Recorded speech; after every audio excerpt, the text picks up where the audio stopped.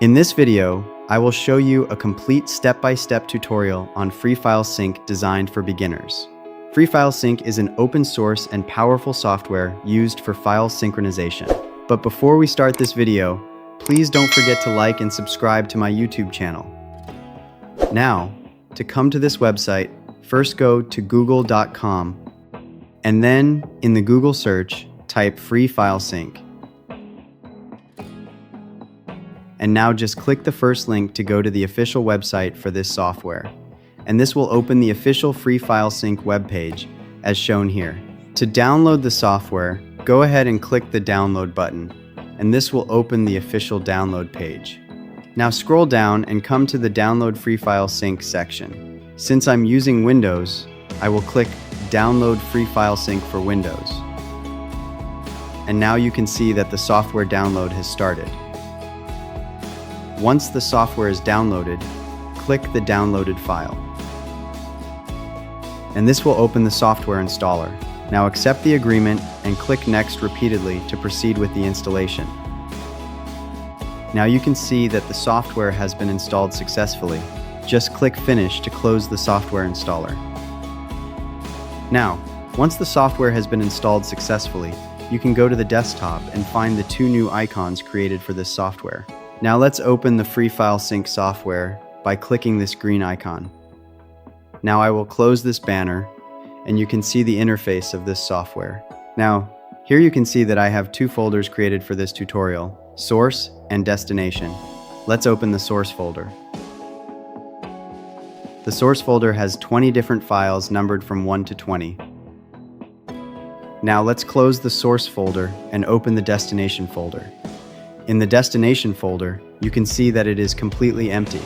Now let me create 3 random sample files for the purpose of this tutorial. Now, after creating 3 random files, I will close the Destination folder as well.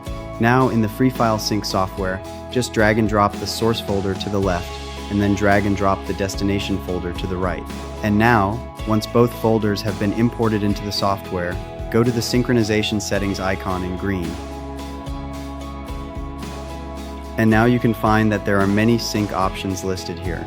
By default, two-way sync is selected, but I will change it to mirror sync because mirror sync is easier to understand and is used in 90% of cases by professionals for data backup.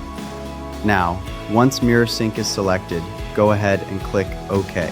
And now the next step is to click the Compare button at the top. After clicking the Compare button, the software will show you a preview of what is going to happen. Don't worry, as I will explain all of this in an easy way. Now I will maximize the window. In Mirror Sync, all you have to remember is that the Destination folder becomes an exact copy of the Source folder.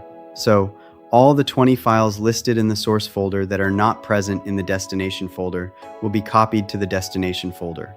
And here, the existing files in the Destination folder will be deleted because these 3 files are not present in the Source folder. As a result, copying 20 files to the Destination folder and deleting 3 files from the Destination folder will make the Destination folder an exact mirror or copy of the Source folder. And this is what we call a mirror sync. Now before performing the mirror synchronization, let me show you the compare settings. For this, come here to the blue settings icon at the top. And now here you can see different comparison options to select from. By default, it is set to file time and size, but you can change it to file content or file size. In 99% of cases, it is recommended to use file time and size. However, you can change it to the other 2 options if required. Now once the comparison selection is made, come down and click OK. And now, to perform mirror sync, just go to the top and click the Synchronize button, and then click the Start button. And now it may give you a warning. But you can safely check, don't show this warning again. Then click Ignore. And now you can see that the mirror sync has been completed successfully. Now let me close the software and check both the Source and Destination folders one by one. The Source folder has all 20 files, and no changes have been made to the Source folder. And now let's go to the Destination folder. In the Destination folder, you can see that it also has the same 20 files copied from the source folder, and the 3 extra text files have been deleted. Hence, you can see that MirrorSync is working perfectly as expected.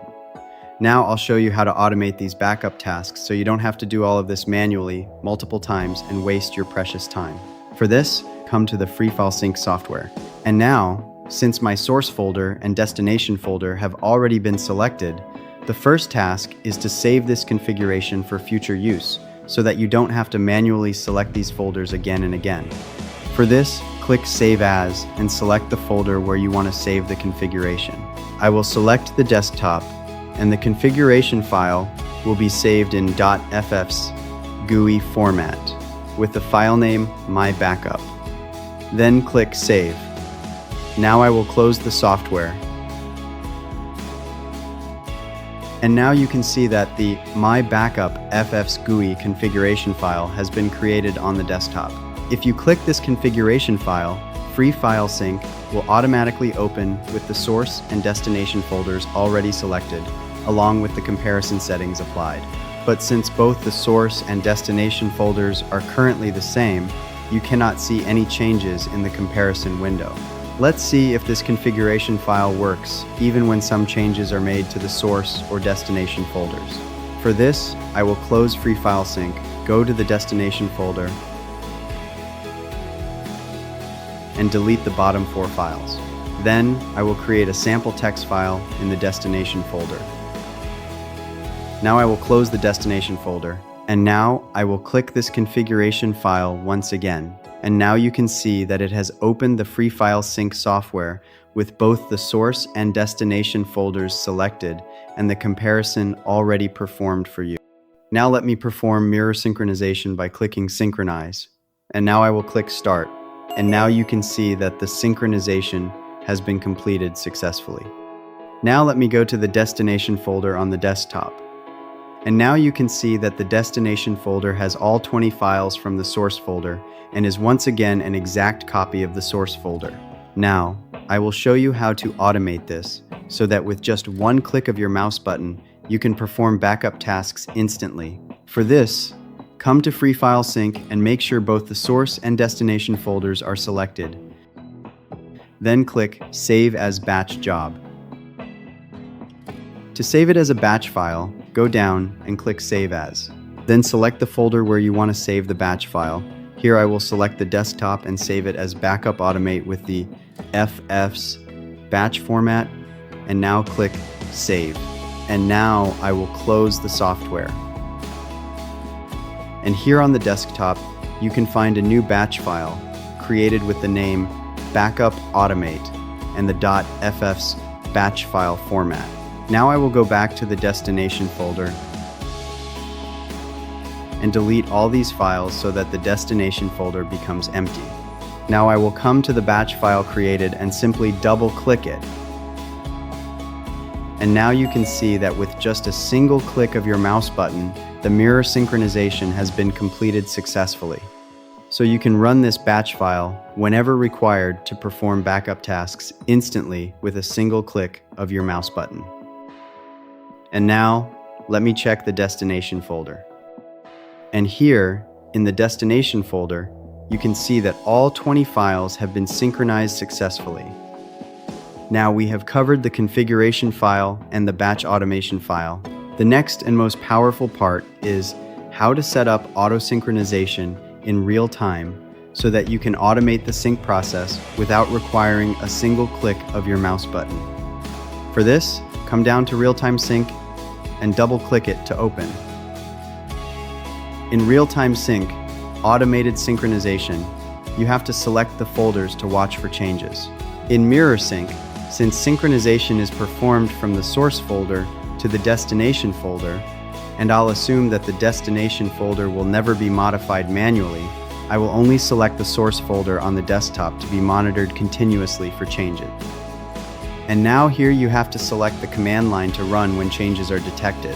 For this, go to the batch file we created recently, then right-click it and click Copy as Path. Then go back to RealTimeSync and paste the path of the batch file that should be executed whenever changes are detected in the source folder. And once you have pasted the batch file path, go to File at the top and click Save As. Then save this real-time automated synchronization file on the desktop with the file name Backup Real-Time Automate. And then click Save. And now I will close RealTimeSync. And now here on the desktop, you can see the Backup Real-Time Automate file that we have created. Just double-click this file, and then this file will continue running in the background. You can find it running from the tray icon at the bottom.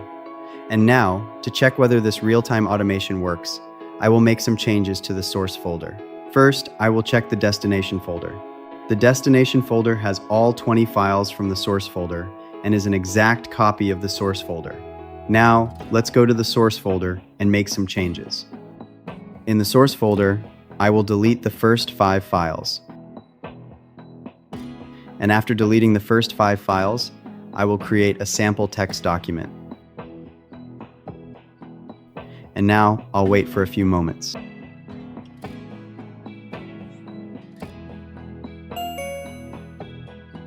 And now you can see that the synchronization has been performed automatically by RealTimeSync running in the background. And after the successful synchronization, let's go and verify the destination folder. In the destination folder, you can see that the sample text document created in the source folder has been copied and reflected in the destination folder. And the first 5 files deleted from the source folder have also been deleted from the destination folder. So, if you like this video, then don't forget to like and subscribe to my YouTube channel.